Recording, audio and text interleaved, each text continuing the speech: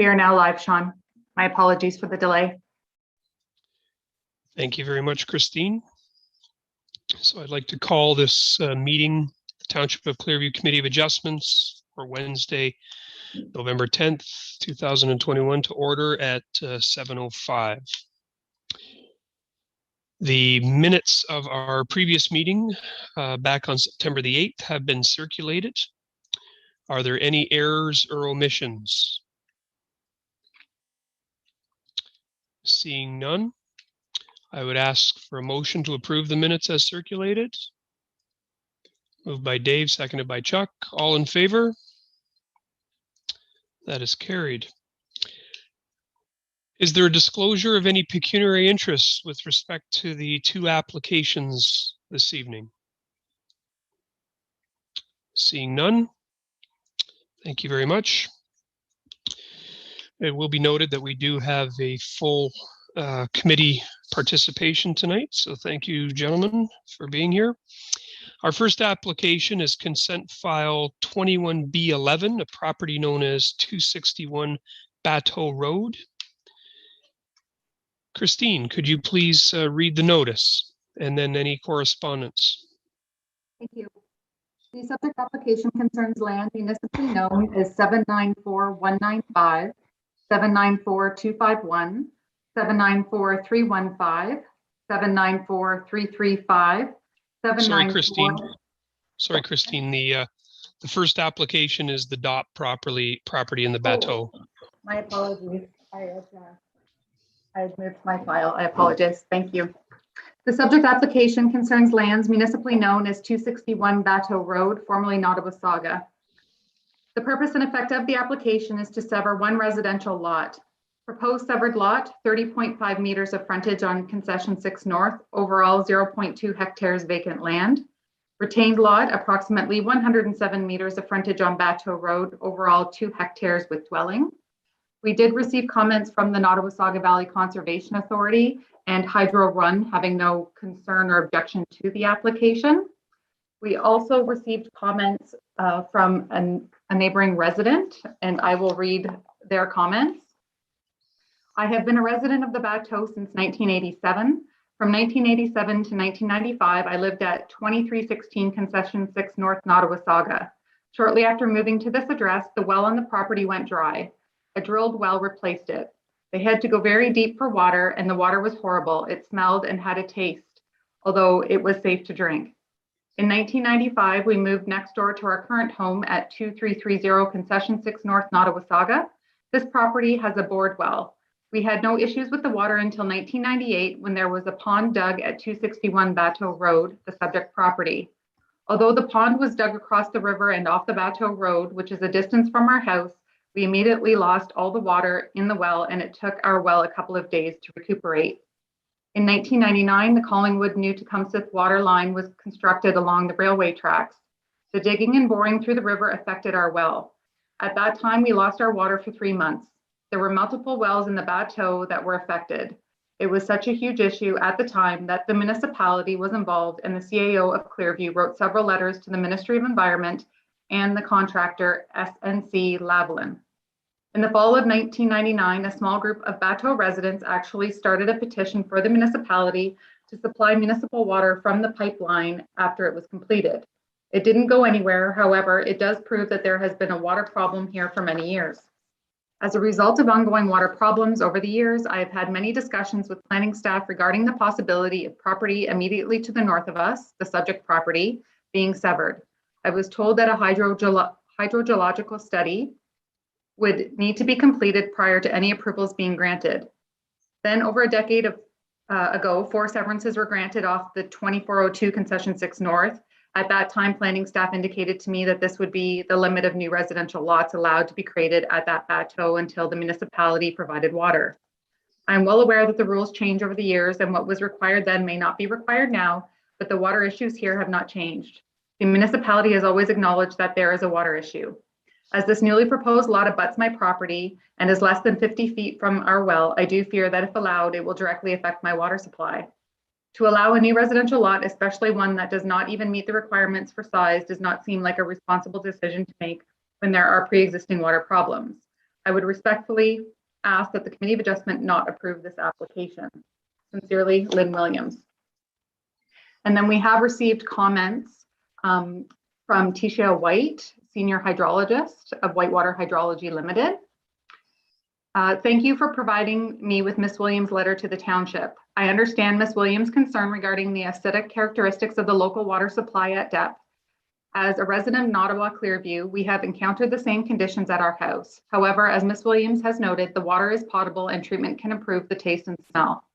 It is also not uncommon for older dug wells to go dry with the changing conditions, such as climate, personal water use, and an aging well.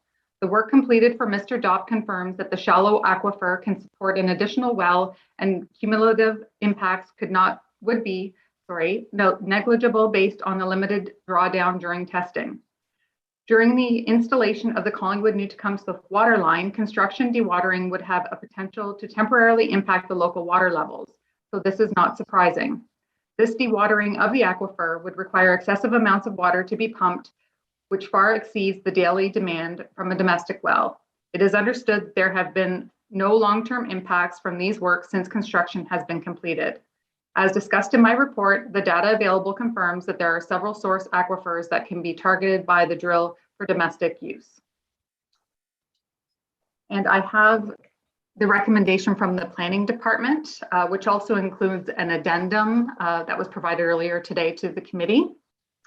Recommendation, be it recommended that Committee of Adjustment of the Township of Clearview hereby approves consent 21B11 pertaining to the lands at 261 Bateau, where the severed parcel will have a lot frontage of 30.5 meters and total lot area of 0.2 hectares. And retained parcel will have a frontage of 107 meters and total lot area of 2.1 hectares, subject to the following conditions. One, that the applicant meet all the requirements, financial and otherwise, of the municipality, including servicing bylaw charges and payment of the fee of $150 per lot for each certificate of consent to be issued. Two, that the applicant provides a description of the land, which may be registered under the requirements of the Registry Act or Land Titles Act as applicable for each lot created. Three, that the applicant pay a minimum of $6,698.23 per newly created lot to the municipality, or an amount equal to 5% parkland contribution as required by the Planning Act as a requirement of the approval. Please note that the flat rate number is a minimum as it is adjusted annually in accordance with Statistics Canada quarterly construction price statistics based on the 12-month period ending September 30th. Four, that the applicant be required to enter into a development agreement and pay the $2,000 cost for the agreement with the township, which will include the following. A, recommendations of the Whitewater Hydrology Limited dated July 16th, 2021, and B, recommendations and mitigation measures of the Burke's Environmental Impact Study dated September 1st, 2021.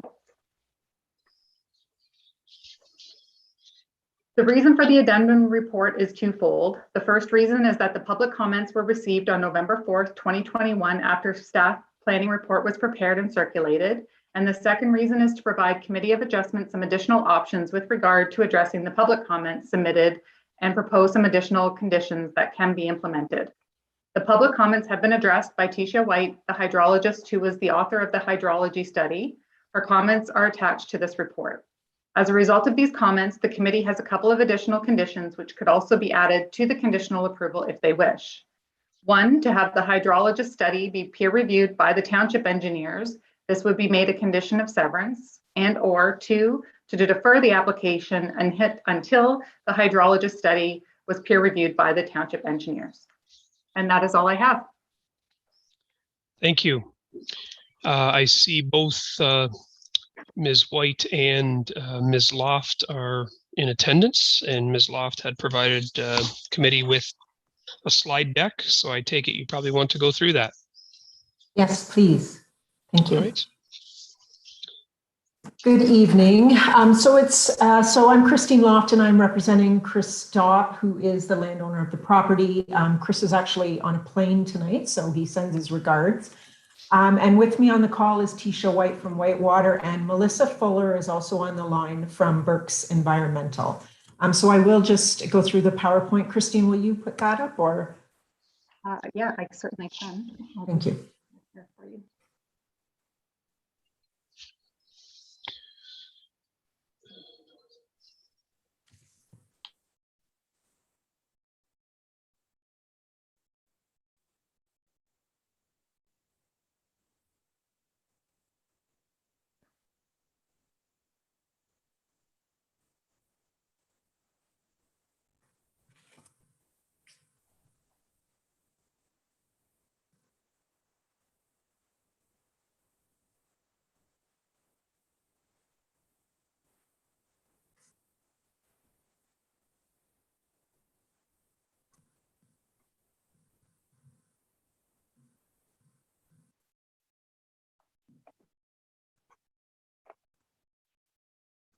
Thanks, Christine. You're welcome. So the property is 261 Bateau Road. The lot area is 0.2 hectares. The lot frontage is 30.5 meters on concession 6, and a lot frontage of 107 meters on Bateau Road. There is an existing dwelling on the property that fronts onto Bateau Road. Surrounding land uses include residential, single detached uses. There are rural lands to the south, as well as some environmental protection. And then to the east, additional single detached lots, as well as the Collingwood Clearview Trail. Next slide. So the lot area on that previous slide was wrong. As I said it, I recognize that. So the purpose of the application is to sever a vacant residential lot. The severed parcel would be 0.2 hectares, and the retained parcel would be 2.1 hectares with frontage on both the concession 6 for the severed lot and continued frontage on Bateau Road for the retained lot. Next slide. And I just have a few photos, which so this is the retained parcel and the existing residence. Next slide. And I just have 2 quick slides of the the severed lot on concession 6, in pointing to the north on the left side and then into the property. And then just further down on concession 6 on the left, and the severed lands on the right. Next slide. Oh, that was Libby in the photo, if anyone was wondering. And so in the official plan, the lands are designated residential, Greenland hazard, and Greenland natural heritage. So the lands are within the settlement boundary area. And within the zoning bylaw, the lands are zoned RS at the front of the lot in the severed portion. And the retained parcel is primarily the rural RU zone. And then there is a floodplain overlay on the property, which sort of swaths right through Bateau. Next slide. And zoning compliance. So the lots do, the lands are RS, the severed parcel. And so the lands do meet the requirements of the RS zone, which is 0.2 hectares.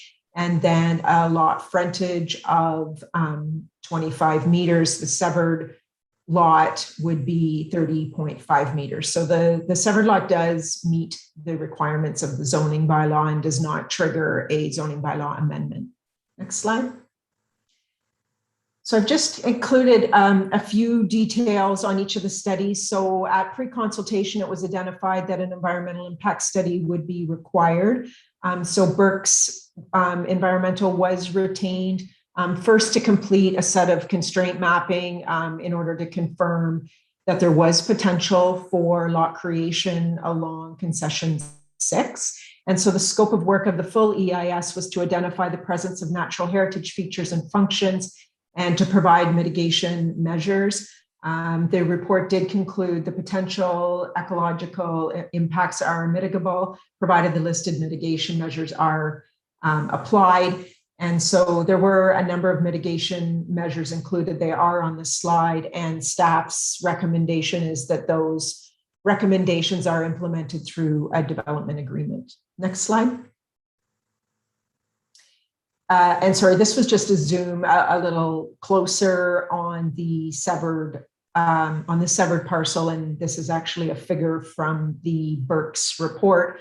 I have included the legend so you can see the outline of the property limits, the wetland area, the water course further back, and then the hatched area where the proposed severance location is. Next slide.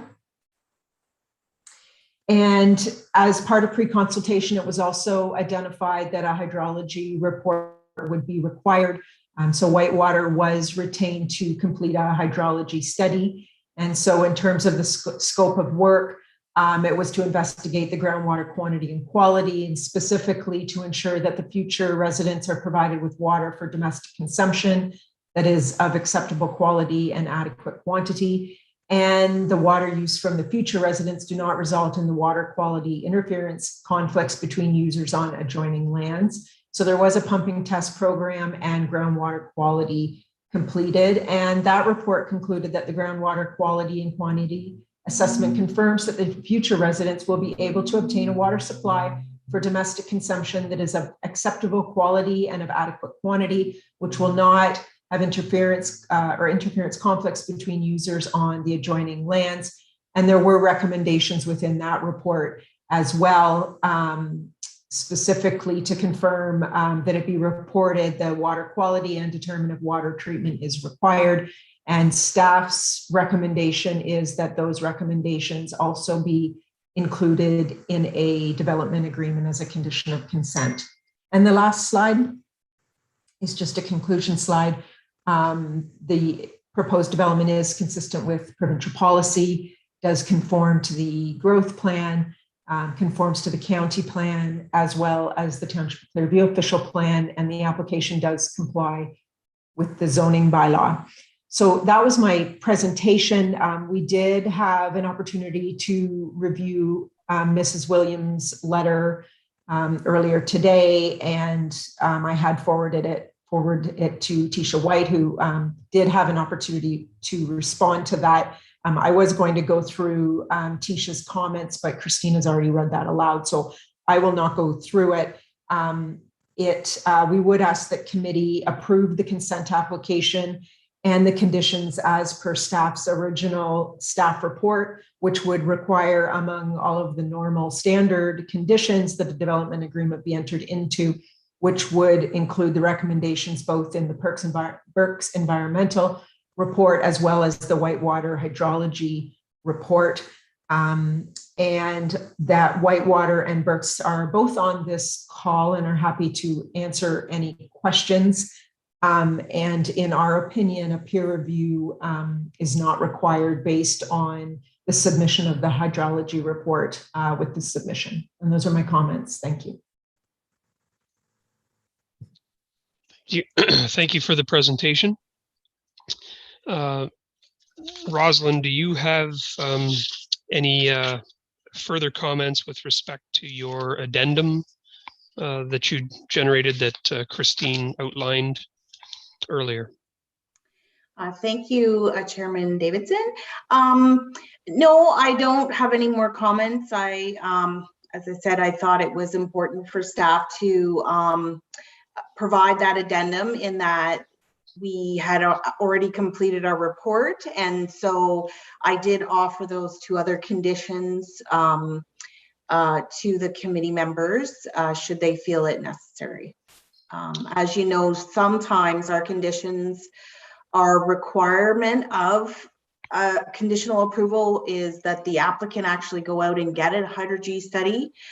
In this case, we were benefited with the results of that study prior to the application coming before you. So it is a little bit different way of undertaking it. And I will note that Tisha is a professional engineer as well. So it is a professional report and she is tied to those.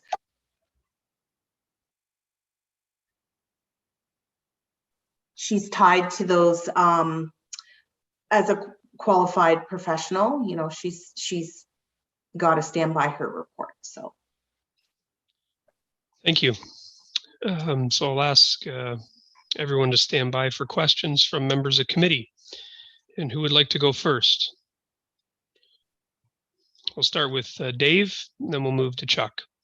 You're first, Dave. My question is directed towards Tisha and even Christine, if she wants to chime in. The report, Tisha, was, I think, fairly straightforward, certainly with regard to the property itself. And the methodology that was used is fairly standard. The one difficulty that I have, and it was probably raised by the complaint that, I shouldn't say complaint that we received, but by Lynn Williams. You state that there was no interference to other users. I would like you to explain in reasonable detail how you established that there was in fact no other interference to neighbors and other users. Because again, just being silly, I guess, my logical mind would be that you would actually have to watch their wells when you're doing the pumping studies to see how quickly their wells recovered, in addition to the recovery on the specific well that you were studying. So I will turn it over to you, but as I say, I want to know how you established that there is no interference to neighboring wells. Okay, no, that's, I understand the question. So how we do our assessment is essentially, in order to influence a well, you have to have an area of influence, so what we call a drawdown cone that will either extend,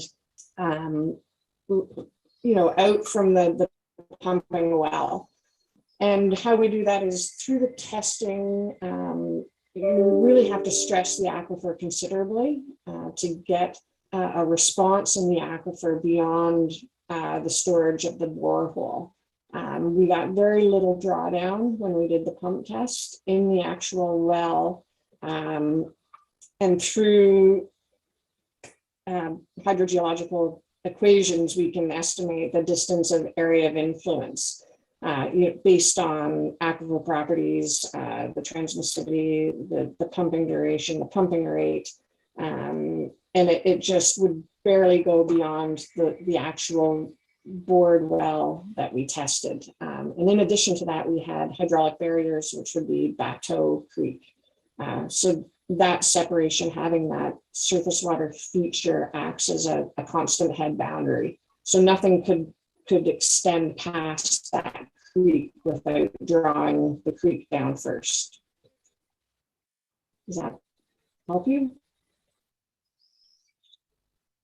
Yes, it does. I guess a subsequent question would be though, would you not necessarily concede, would you agree that this July, which is probably not, and again, I don't have the statistics in front of me, July is probably usually our warmest month based on the nice shade of greenish brown, or sorry, yellowish brown that my lawn turns. Yeah. Would you agree that this particular July, when you were doing your studies, was probably a little higher in terms of water recharge from rainfall and so on and so forth? Would there have been any benefit to extend your study? Even June this year was perhaps a little drier than normal, and I think even August might have been at least normal. It just seemed that your study, by coincidence, coincided with a wet July. Yeah, and I don't think there's, whether it's a dry season or a wet season, that the response in the aquifer is going to be the same from pumping. Climate's not going to impact our testing. It may, if I was doing the test during a severe rainstorm, like at the same specific time, but just because the water table was higher, when I'm trying to stress the aquifer, the response is going to be the same. Okay, so you're basically saying that if we had say a dry summer this year, so it had been dry in June and dry in July and dry in August, and you pumped in August, you would not have known or not have seen any difference in the water levels during the pumping and the recovery of the after the pumping. Is that correct? So, well, the static would have been lower when we did the test. So, but where I'm getting my information is the aquifer's response. So how that aquifer responds gives me the transmissivity value, which then I use to extrapolate impact. So the transmissivity value of the aquifer is not going to change over a wet period or a dry period. Just the static water level will change.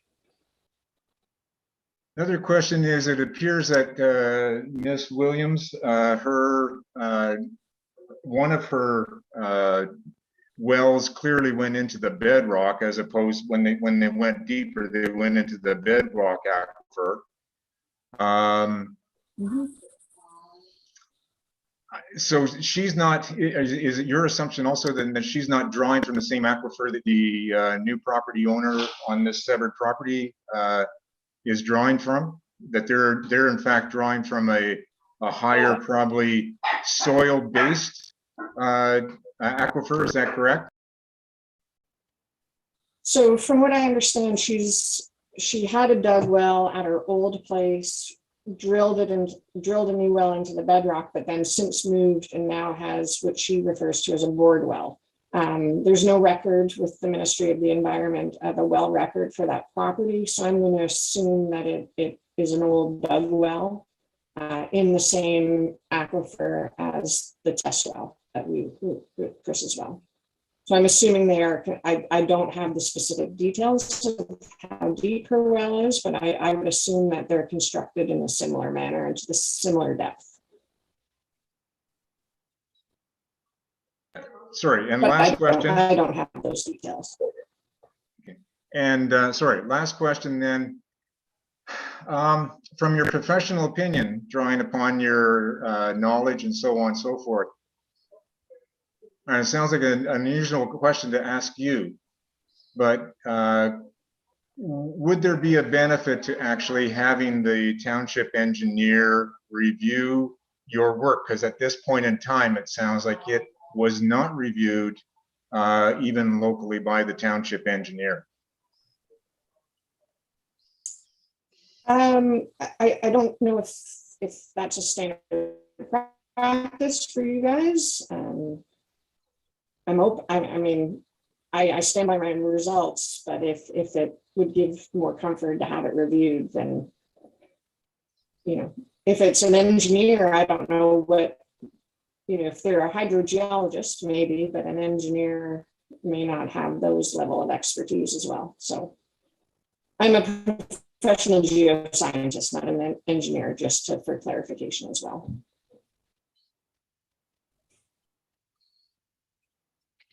Okay, Mr. Chair, sorry, go ahead. Thank you. Chuck? My question is to the lady who gave us the PowerPoint presentation. 15, yep. Is it my understanding from that presentation that the test well is on the kept portion of the property and no one has tested the actual property to be severed? Is that correct?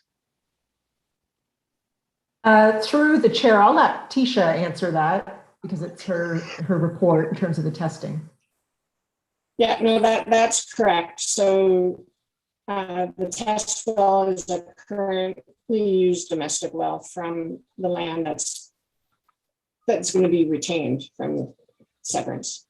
So the Severance property does not have a well on it currently. Okay, so basically, so your conclusions are extrapolated to the severed property from the retained property, because no one's tested. The conclusions on the aquifer properties, but the overall assessment looks at all the wells within the community. So I do a review of all the database of the water wells and look for patterns, right? And so it includes a more, not site specific, but regional look at the aquifer systems. Okay, thank you. So if I may follow up just before Dan, so in your professional opinion, Mrs. White, the creek or the river, the Bateau, does not have a substantial impact on the aquifer. The fact that the test well was on the north side and the property, the new well will be on the south side of the river. In your professional opinion, that's really not an impact to the analysis that you've concluded in your study. I'm not too sure I'm following your question, but so the upper aquifer system is what we call unconfined, and it will be directly hydraulically connected to the creek. So I'm not understanding what you mean by impact. I don't think I'm following your question. So the test well's on the north Are side you of the looking river, s- right? The test well was on the north Yes. side. The new well will be on the south side of the river. Correct. And your study reflects on the aquifer that you believe the new well on the south side of the river would, when created, will draw from. Is that correct? And is it the same aquifer on each side of the river? If the target well goes for the upper unconfined aquifer, yes. If they decide to go deeper into a bedrock source, then it will be a separate aquifer, a lower, deeper confined system. Okay, thank you. Dan.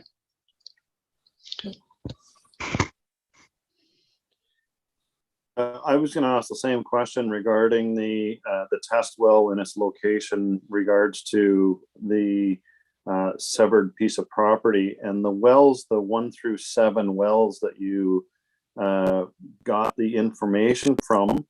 I'm not sure where you got the information from those particular wells, but you're not even including the 2 wells that are directly south of the severed piece of property. And well number 1 is actually, I don't even know where that well is located because my property line is actually right where the number one is, and there's no well there. So I'm not sure what information you've got going on here, but it's incorrect. I live that okay, close. and that we get that. Yep. No. So and that's a fair question. So how this information is obtained directly from the Ministry of the Environment when a well driller and I think I mentioned it, but it's not the best source of information. Specifically, there's a lot of wells missing, such as Mrs. Williams' well, because they were bored. Any bored well is usually missed by this database. But those are GPS locations that have been entered by the well driller. So they're usually within proximity, but not always necessarily exactly where they're mapped. So it's usually somewhere on the property. So that number 1 may actually represent the house that's directly to the north there. So what you're saying is these number 1 through 7 are only drilled wells and not bored wells. Not necessarily. Generally, there may be some bored wells, but the wells that are missing from the database are usually old farm dug wells where they just predate the system. They weren't done by a licensed well driller. There's a whole variety of reasons why they're missed. And it seems that the majority of the wells that are accurately represented are more recently drilled wells. And this is a standard approach for all these studies. It's the source of data we rely on unless we do a detailed door-to-door survey, which is usually beyond the scope of a simple test like this to determine a single-use domestic well supply.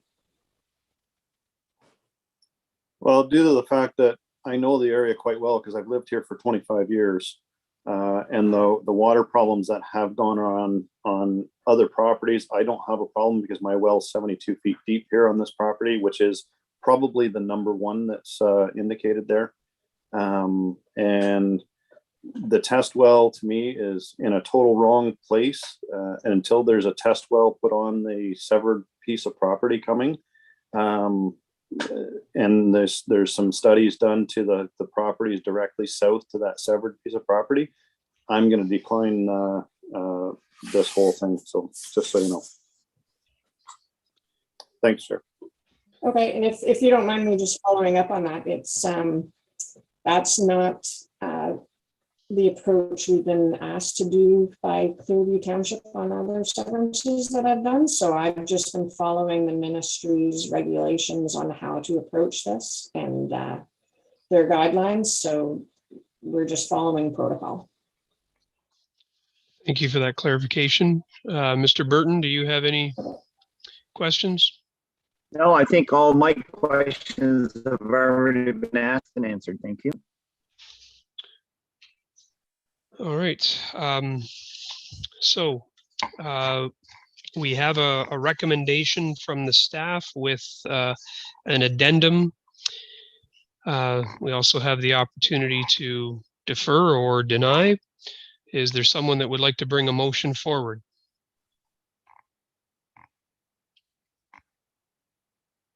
Someone? Dave, what would you like to bring forward? I'll defer to Chuck. He wanted to request to speak first, and then if you want to come back to me, Mr. Chair, we kind of lifted the card at the same time, so. Very good. Chuck, what say you? At this moment in time, I believe that I need to look at this deeper, or at least what has been presented deeper. I understand they're following the protocols that they were asked to by the township. I just don't have enough, let's call it warm, fuzzy feelings about this to vote one way or the other. And so I'd put a motion to defer this, whether you put a 30-day or not on it, just to defer this at this time. And what further information do you want as part of your deferral? Oh, I've read it all. I just need time to digest it. That's all. All right.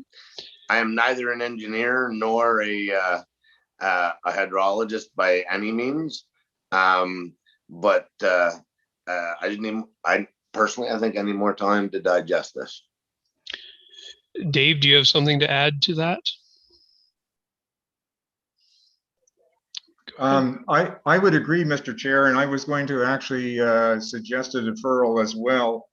To answer your question, though, specifically, what I would like to see, and perhaps this gets to the point that member Phantom was also trying to drive at, is Tisha has done everything properly. She's done everything wonderfully. If you're doing a property assessment, and again, this fits along with what Ms. Loft also said, where they were testing for is there sufficient quantity of water and is there sufficient quality so that you could set up a resident, and that makes sense. And everything there I agree with. But Mr. Chair, I think in this particular case, given the nature of the area, given the problems that we've had in the past with this area, it would be, I think, very responsible upon the township and working maybe with Ms. White to do more of a regional study, knock on a few neighbors' doors, find out where those dug wells are. How deep are those dug wells? This is all information that if we just go to our neighbors and talk a little bit, even a brief questionnaire, how deep is your well? I think that this is, again, regional may be not the right word, because I don't want it to be the entire township of Clearview, but I think we need to expand this study to include at least the immediate neighboring properties. And is there effect when you pump that one, the new lot or the potential new lot? Are you going to draw down some of those wells, and how long will that recharge take? Those are some general questions I would like answered. So I will ask Rosalind or Christine Taggart, what are your professional recommendations that we add to this deferral so that we can bring back the answers that the members, that's creating the hesitancy for the members at this time?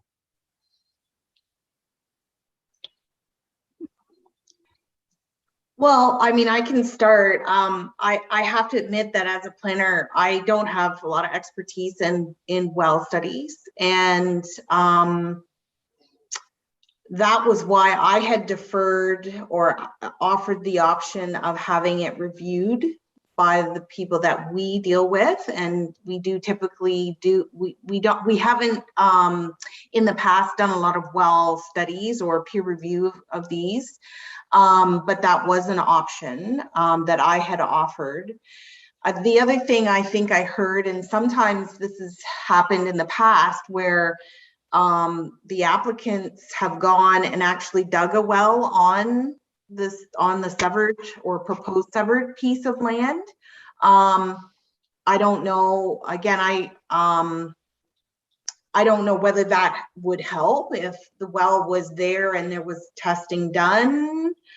Again, I don't know. That's why I actually asked to have it deferred to our professional engineers, because I personally do not have an expertise in this. So I don't really feel comfortable offering a whole lot more because again, I don't have that expertise. So a question that I bring forward then is, under our development policies and procedures and guidelines, is there fairness to this applicant at this point in time to add that to our requests? Again, I'm not saying it is or it isn't. I'm just asking, is this a reasonable thing to ask? And when you refer to deferring this to a peer review by the township's engineer, you're referring to the organization, RJ Burnsides, which may very well have hydrologists or professional engineers that have an area of focus, not a general professional engineer. Is that correct? Correct. Sorry. Yes. Yeah. So normally we would refer any sort of engineering studies to RJ Burnsides, and then they decide in-house who would be best suited to review. So yeah. Chuck, and then Barry. I just want to restate that my issue is not, I believe what Tisha has written. My issue is, I'll go back to the severed property hasn't been tested. And that is where my hesitancy is. So I'm not looking for a peer review. I'm just looking for either we test the property, which would make me happier. And if not, then I just need a couple of days or like a month to vote to figure this out in my own head is what I'm looking for. Mr. Burton? Yes, thank you, Mr. Chair. I think some terminologies are getting mixed up here. We're actually asking for a referral, not a deferral. A deferral, from a point of order, a deferral means you're just going to defer the decision. Referral means you're requiring additional information. So I would recommend that the motion that gets put on the floor, which I'm not sure whether it was Dave or Chuck, is that we refer this back to staff to get a review by the township engineers. And I think that, and then that those qualified engineers will be able to have, if they don't have a hydrogeologist on staff, they will certainly hire one or appoint one to do that on their behalf. So I think that'll answer all these questions. So I think the answer is it's a referral. My recommendation is that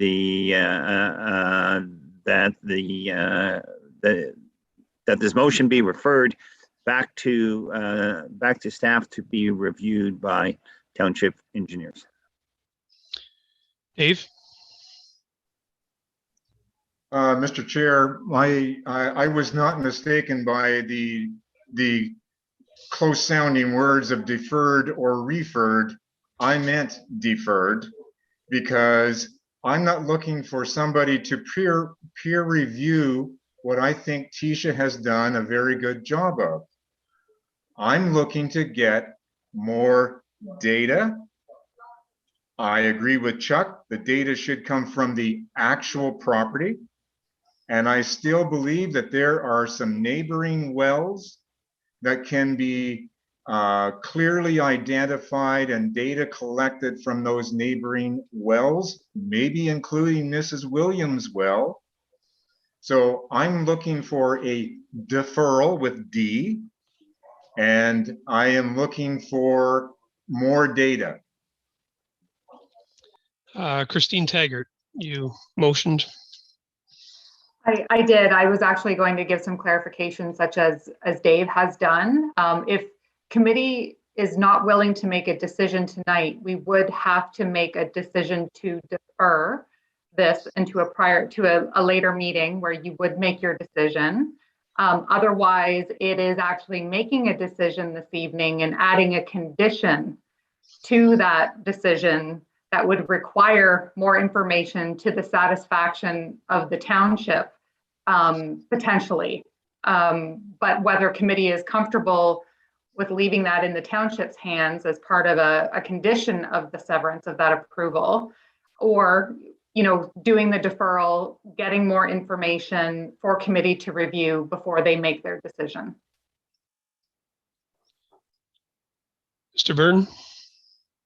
With all due respect to Member Rao, it's a referral means you need additional information. Whether you want it reviewed, by town engineers, not. If you want additional information, which is what you're asking for, it's a referral, not a deferral. If you do a deferral, I'm sorry, but I deal with this all the time at county, and if deferral means you don't want any other information, all you want is time to make a decision. Referral means you're looking for additional information, which sounds like you're looking for additional information. Then it is a referral if you're asking for additional information. So as part of, sorry, go ahead. Sorry, Mr. Chair. With respect to Mr. Burton, and a point of clarification, I'm not looking for necessarily an engineering firm, RJ Richards or whoever, to review it. I'm looking for like a new hole on the severed property and additional research which is available. And so again, I don't want to get caught in semantics, but I also don't want to get caught in approving this application tonight with the understanding that it's going to be referred for more data. I'm not there. I want a clear, you choose the word, Mr. Burton, but I'm saying no tonight until I got more data to make a decision on. Oh, if I may, Mr. Chair, I totally agree with you, Dave, but it's still a referral because that referral does not have to include a review by the, we can set the terms of the referral. Does not have to include a review by the township engineers. The referral can include exactly what you said, but I'm sorry, I'm being particular here, but it's still a referral because you're asking for additional information. Now, you can set the terms of that referral, which you just did, but it's. So, semantics. Rosalind? Hi, thank you, Chairman Davidson. I'm just wondering though, I'm hoping that Tisha could weigh in on this discussion a little bit, because again, I don't have a whole lot of knowledge on this. And so I want to make sure that if the committee does decide on the route that they're going, that whatever the decision might be, that we can fulfill whatever committee's request is. So she's been listening, I think, a little bit to what's been happening. And I just want to make sure that we understand what the result's supposed to be when and if we have to come back. Ms. White, I guess the summary of all of this is, and again, you'd have to take this back to your client, I would take it, but are you prepared to do an addendum to your study with more data specific to the proposed severed parcel. I have 2 points to discuss. With Dave's request to do additional, whether it's a well survey or find all these dug wells that may not be mapped. I'm not too sure what that would add to my assessment. Just mapping a bunch of old wells that have questionable, they're not constructed to meet provincial regulations. There could be a series of issues with them. I don't understand what that would bring to the study. And with the point about asking the client to go through the expense of drilling and testing a well on an area of the property that he may not get permission to sever, unless this is common practice. Like, are you raising the bar for this specifically when we've shown that there's adequate supply, both quantity and quality? Like, I just don't understand how this property differs from any of the other ones I've done in the township, which all have the same aquifer conditions generally. So I just want further clarification that we're not treating this project differently. Well, the answer to that, if there's examples of where this has been, I've just never been asked these questions before, in the ones I've done for Clearview. So, you're just, as scientists, we're always asked to raise the bar, and at some point, I don't know what else we'll gain from especially the well survey, but asking a client to go through a huge expense to drill a well and test it is a lot to ask when people have said my science is pretty solid. So, well, not necessarily speaking for my fellow members, but the geography of the lot being predominantly the water feature of the river, and second, the known history of the dug well issue within the Bateau-Nottawa area, I think is what is eliciting this desire for more data. I can't personally speak to... Sorry,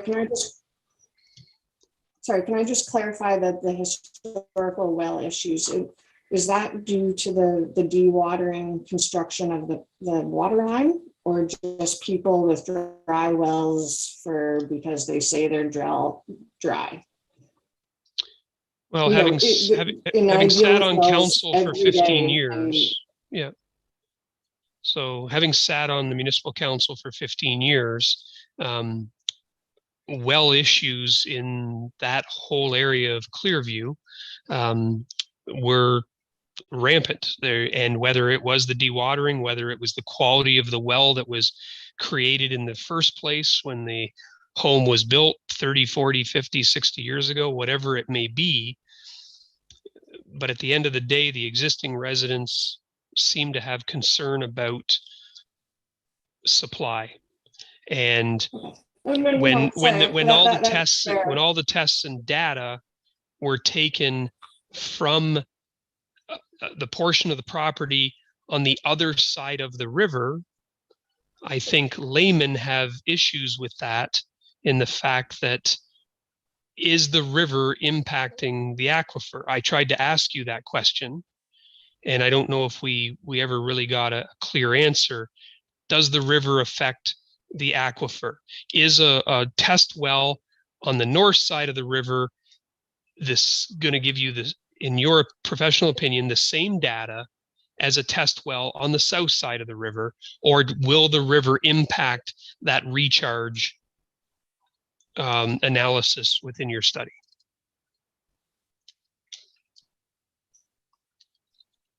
Yeah, and I think when you talk about layman, so first, I guess the first point to that question is, I didn't specifically say it had to be a shallow well in the upper aquifer. there's two sources of water there, being the bedrock being the second. And Mr. Fenton already acknowledged his excellent water quality and quantity just up the road. So whether the river influences this specific well or everybody else that abuts it is irrelevant to my analysis. Like it's a part of the future that gets now. Like it would be the same as saying if we drill a new well on the proposed Severance and somebody else on the other side of the river, like it's just part of the physical system that I'm already evaluating. And so I don't understand. Yes, it's influencing the upper aquifer, but not in a negative way. Like I don't understand your question. And I don't understand why the river is an issue, I guess is what I'm saying. Because if you think it's going to impact my analysis, then it's going to impact the analysis. Sorry, can I finish? If it's going to impact the analysis of the one I just did, then that's the exact same. You could come back after we drill the well and say, well, did it impact the analysis of the new well? It's all part of the assessment that we look at when it's groundwater, surface water interaction and aquifer interaction.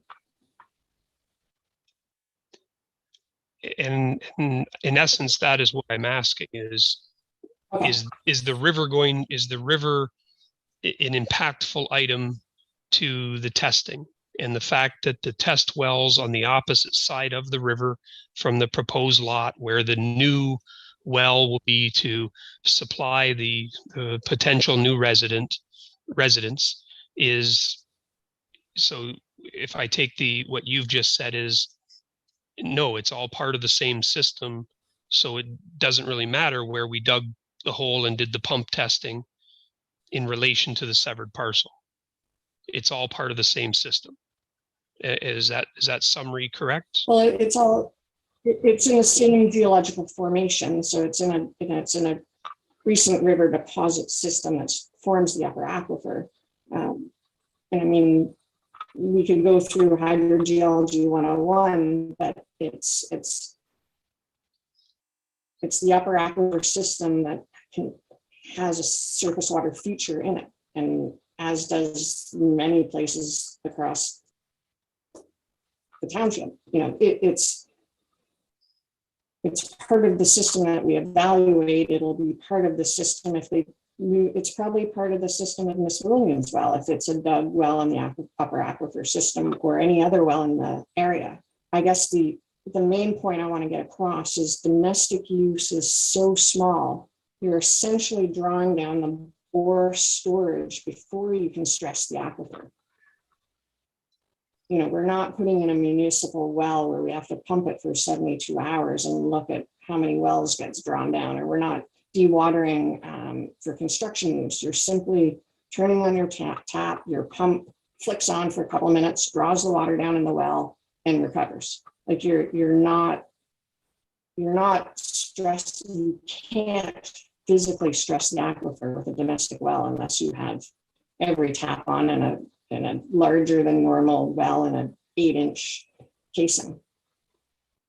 It's almost physically impossible to stress the aquifer is my point. And I maybe I didn't portray that in my report, but you look at every well has anybody complained of interference from domestic use?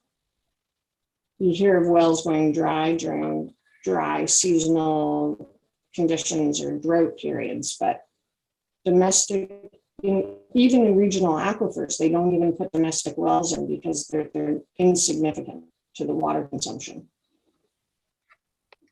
Okay, thank you.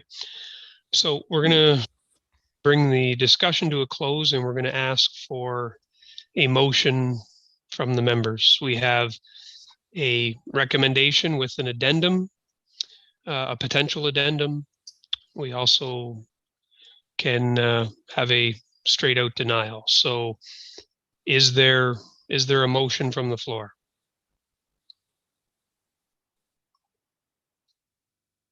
Someone? Chuck, your motion? At this point in time, I would say that my motion would say that we do not accept this consent. So I have a motion then to deny the application. Do I have a seconder? Seeing none, I'll ask for an alternate motion. Someone?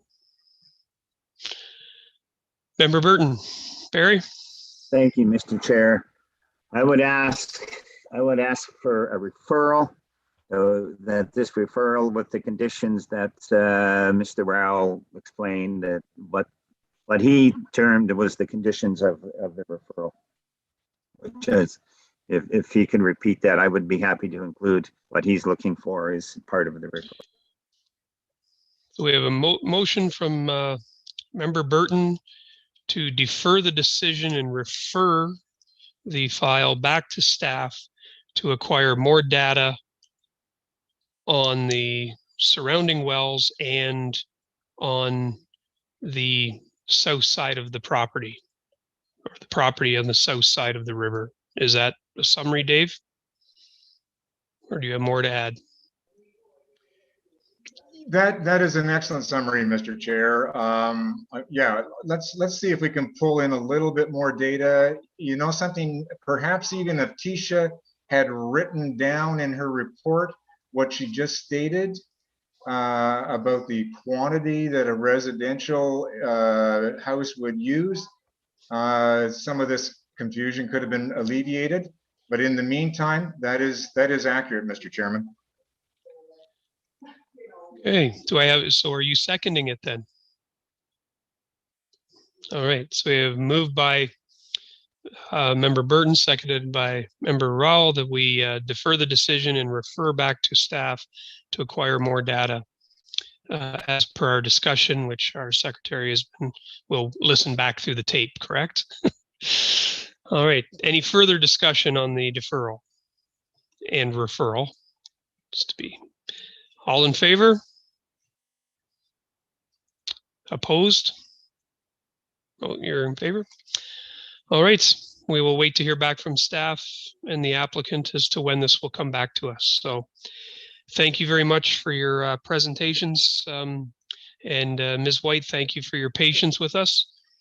And hopefully we can come to a solid conclusion on this at our next meeting or thereabouts. We will move on. Our next application is consent file 21B12, multiple properties located in the vicinity of 794-195 Osprey Clearview Town Line, Megbrook Holdings Incorporated. Madam Secretary, the notice and correspondence, please. Thank you. The purpose and effect of the application is to sever one lot for conservation and Bruce Trail purposes.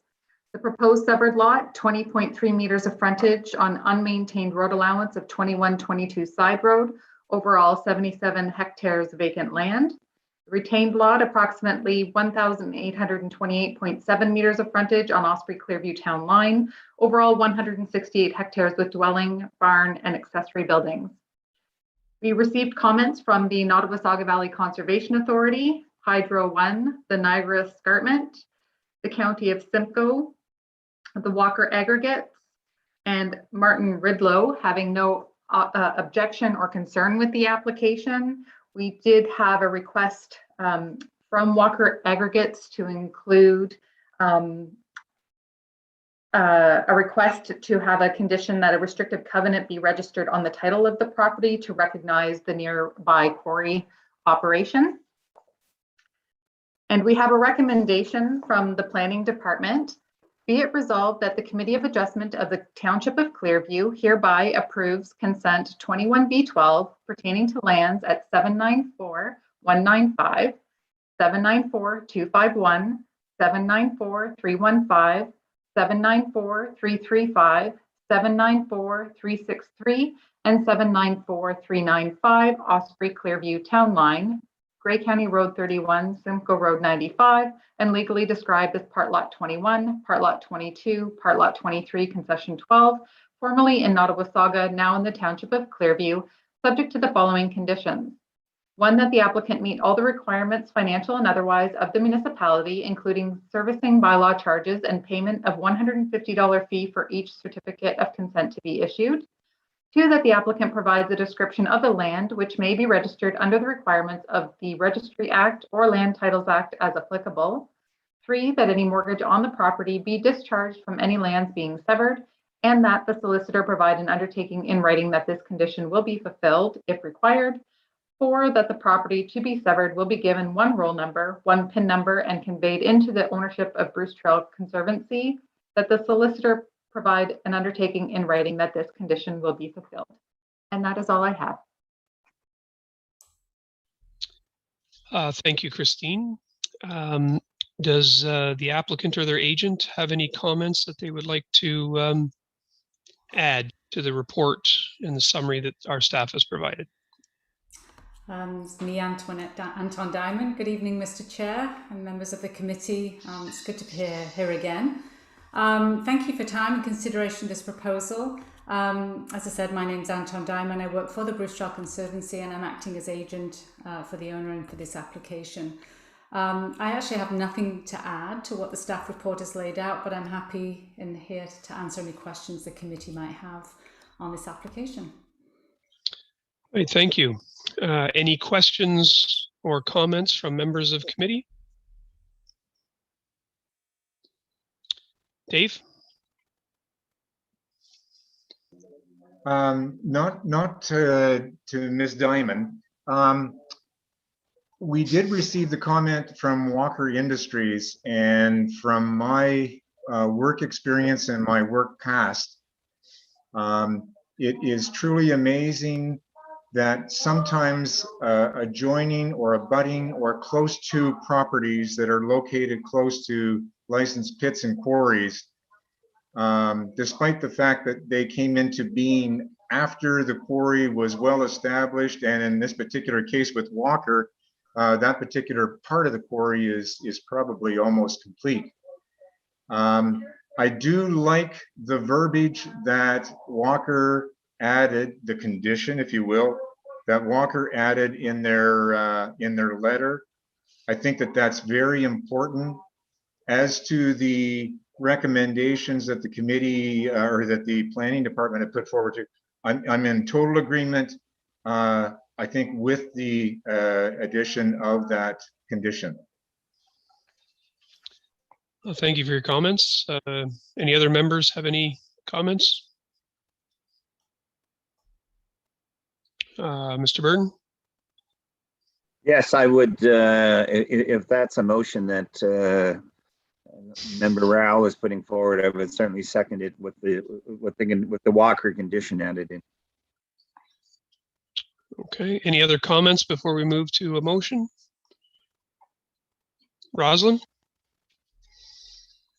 Yeah, I'm not sure if I missed it, but the so was the condition from Walker, was it meant to be an undertaking, Christine? Sorry, I didn't know whether you had added that or not. Sure. My apologies. No, Rosalind, sorry, I did not add that. So it was discussed with staff and with Antone, as well as the planner from MHBC, that we would add a condition that we have the applicant provide an undertaking in writing that they would have that covenant added to the title that Walker's has requested. And if I might, thank you, Christine. So I was able to have some emails back and forth with both Anton and with Deborah Walker from MHBC. And I think the idea of maybe having this undertaking as a condition, as opposed to the actual wording of the condition that was supplied for us, just allows both parties to work it out kind of on their own. like the condition will be met and there will be something put on title. It's just, one, I wasn't certain of the planning tool to use to put a restrictive covenant on. It may be a simple matter of just having a lawyer do that, but I want to make sure we can clear the condition. And secondly, I wanted to make sure that the wording for both parties was what they wanted it to say. And both Deborah and I believe Anton were okay with having this idea of an undertaking, that this condition or the idea of the condition will get met. Dave? Sorry for speaking so much tonight. If that's the condition, as Rosalind has stated, then we could probably proceed with.